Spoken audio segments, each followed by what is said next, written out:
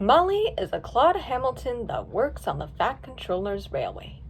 She was once a loan engine, but after her private owners went bankrupt, the Fat Controller agreed to buy her.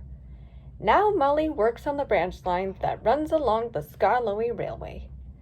Sometimes another engine like James or Emily will come and help her with the workload. Molly is also one of the most shyest engines on Sodor and will be nervous in front of the other engines, or just about anything. But there was one time when she would put her bravery to the test. One day, Molly was puffing along Neville's Bridge with Pip and Emma zoomed underneath, startling poor Molly. "Don't worry," soothed her driver. "It's only Pip and Emma." "Oh, right," chuffed Molly, trying not to whimper. She arrived at the Bluebell Valley and waited for her passengers to arrive to take them to Great Waterton. Then Duncan whistled loudly to make Molly jump. "Eep!" squeaked Molly. Duncan laughed. "Fancy a big engine like you being scared of a whistle." Molly didn't reply. She looked the other way and quivered in silence, and puffed quickly away with her passengers. "Don't listen to him, Molly," said her driver. "He's only trying to get the better of you." Molly tried her best, but she still looked down along the tracks. As she puffed into the tunnel, she heard something make a sudden noise. This frightened Molly that she increased her speed. It was only a fox on the other track, but Molly didn't realize this. Then she reached the junction, but was diverted onto the other track. Her driver stopped the train. "Stupid points," he grumbled. Just as they were about to reverse, Sir Handel's trucks derailed on the diamond crossing, blocking Molly's path. This driver was scolding Sir Handel severely. "It wasn't my fault," Sir Handel lied.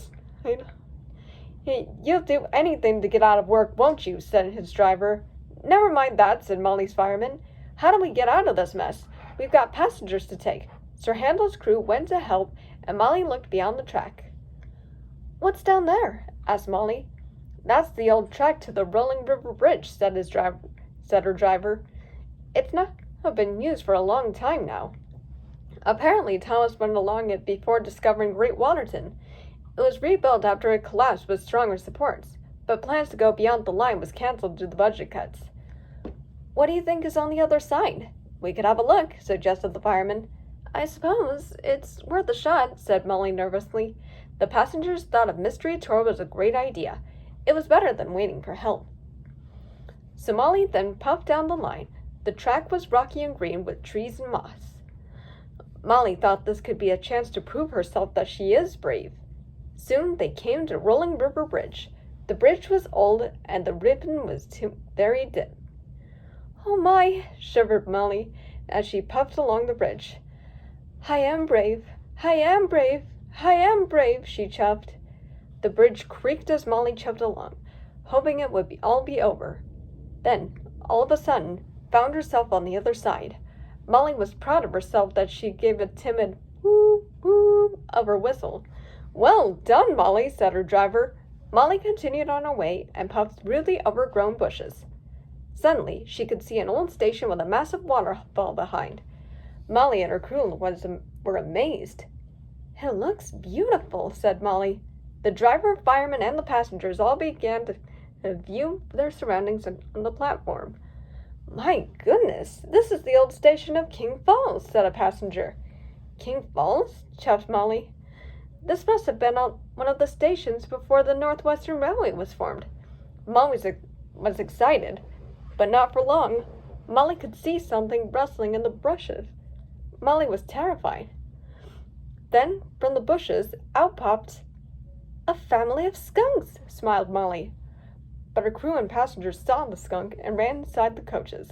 They didn't want to be sprayed, but Molly wasn't afraid of the skunk. She squeaked in happiness as she watched the skunks waddle on the grass. "I heard they only spray when surprised or provoked." So, her driver slowly got out, and the skunks let him pet him.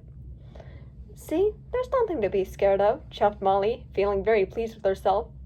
"Hopefully the Fat Controller will let us open the station," said the driver. "An attraction like King Falls is sure to bring more tourists." And he was right. When they told the Fat Controller, he agreed it should be refurbished and restored straight away. After that, Molly knew she was brave in her own special way. The end.